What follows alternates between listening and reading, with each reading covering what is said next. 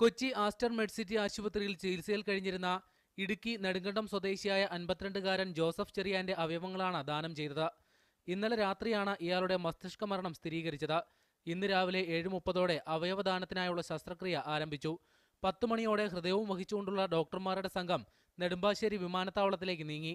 ജോയ് ആലുക്കാസ് ഗ്രൂപ്പിന്റെ chartered ജെറ്റാണ് air ആംബുലൻസായി ഉപയോഗിച്ചത്.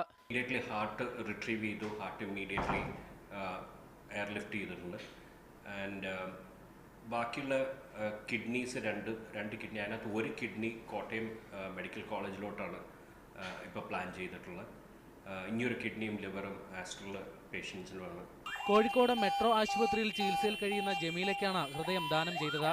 ഒരു കിഡ്നിയും കരളും ആസ്റ്ററിൽ ചികിത്സയിലുള്ള രോഗികൾക്ക് ദാനം ചെയ്തു. മറ്റൊരു കിഡ്നി കോട്ടയം മെഡിക്കൽ കോളേജ് ആശുപത്രിയിലേക്ക് കൊണ്ടുപോയി. ജില്ലാ ഭരണകൂടവും പോലീസും സഹകരിച്ച് ഗ്രീൻ കോറിഡോർ വഴിയാണ് ഹൃദയം വിമാനത്താവളത്തിലെത്തിച്ചത്. മീഡിയ 1 കൊച്ചി.